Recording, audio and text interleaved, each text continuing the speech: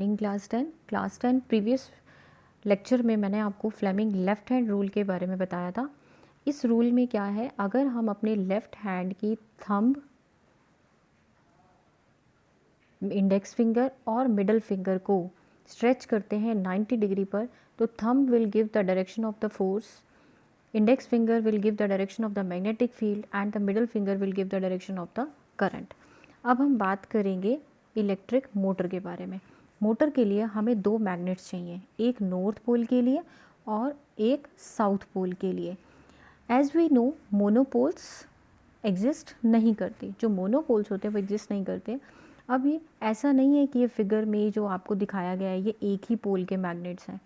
इस पे फिगर में आधे पार्ट को शो किया गया है और आधे को नहीं।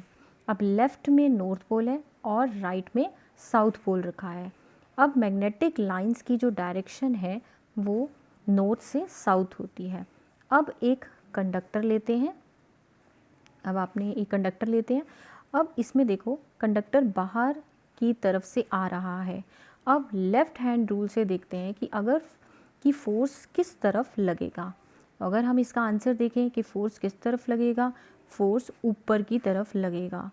मैग्नेटिक फील्ड की डायरेक्शन लेफ़्ट टू राइट है। यहाँ पर इस फिगर में देखिए मैग्नेटिक फील्ड की डायरेक्शन लेफ़्ट से राइट में है। करंट अंदर से बाहर की तरफ जा रहा है और जो थंब है वो ऊपर की तरफ पॉइंट करता है। इसका मतलब जो आपका फोर्स है यहाँ पर वो कहाँ लगेगा, बाहर की तरफ लगेगा। अब एक और कंडक्टर लेते हैं, नेक्स्ट फिगर देखते हैं। अब आपने एक और कंडक्टर लिया जिसमें करंट अंदर की तरफ लग रहा है। अगर करंट अंदर की तरफ लग रहा है तो फोर्स कहाँ लगेगा, डाउनवर्ड लगेगा। तो यहाँ मैग्नेटिक फील्ड की डायरेक्शन भी लेफ़्ट टू राइट है, बट करंट अपोजिट है तो फोर्स भी डाउनवर्ड लगेगा। अब यह बात मैं आपको क्यों बता रही हूँ, क्योंकि हमें इसमें मोटर की इस कंसेप्ट की हमें मोटर में ज़रूरत पड़ेगी इलेक्ट्रिक मोटर को डिस्कस करते हुए।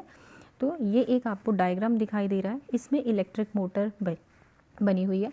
यहाँ पर ABCD एक कॉइल है जिसको एक रेक्टेंगल की शेप दी हुई है। यहाँ जो साइड AD है और जो साइड BC है वहाँ कोई फोर्स नहीं लगेगा। क्यों फोर्स नहीं लगेगा, क्योंकि यहाँ पर वो जो साइड्स है वो मैग्नेटिक फील्ड की डायरेक्शन के पैरेलल है और AB और जो CD है ये मैग्नेटिक फील्ड की डायरेक्शन के परपेंडिकुलर है, इसलिए यहाँ पर जो है मैग्नेटिक फील्ड लगेगा।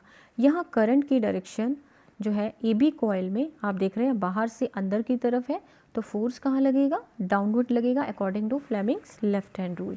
और जो CD कॉइल है उसमें आप देखिए उसमें करंट अंदर से बाहर की तरफ है, तो फोर्स यहाँ पर कहाँ लगेगा, यहाँ पर फोर्स अपवर्ड लगेगा।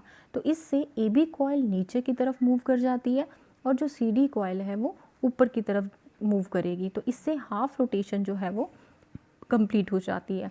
उसके बाद जो हाफ रोटेशन के बाद AB ऊपर और CD नीचे आ जाएगी, लेकिन यहाँ पर जो स्प्लिट रिंग्स आपको दिखाई दे रही हैं इस डायग्राम में देखिए, स्प्लिट रिंग्स के ऊपर राउंड सर्कल किया गया है। ये जो स्प्लिट रिंग्स जो आपको दिखाई दे रही हैं PQ, वो करंट की डायरेक्शन को चेंज कर देंगी। जैसे ही करंट की डायरेक्शन चेंज होगी, AB में करंट बाहर से अंदर और CD में करंट जो है वो अंदर से बाहर आता हुआ आपको दिखाई देगा, यानी डायरेक्शन करंट की क्या हो जाएगी, अपोजिट हो जाएगी। तो इस तरह से बार बार ये रोटेशन चलती रहती है और जो इलेक्ट्रिक एनर्जी है वो मैकेनिकल एनर्जी में कन्वर्ट हो जाती है। ये आपको ये जो डायग्राम दिखाया गया है यहाँ पर, ये देखिए बीच में ये क्या है, पूरी आर्मेचर कॉइल है। ये इस तरीके से अप एंड डाउन, इस तरीके से जो है ये कभी ऐसे होगी तो कभी ऐसे होगी, इस तरीके से ये रोटेट करती रहती है मैग्नेट्स के चारों तरफ, पोल्स के चारों तरफ, और जो इलेक्ट्रिक एनर्जी है वो मैकेनिकल एनर्जी में कन्वर्ट हो जाती है। तो this is the overall working of the electric motor.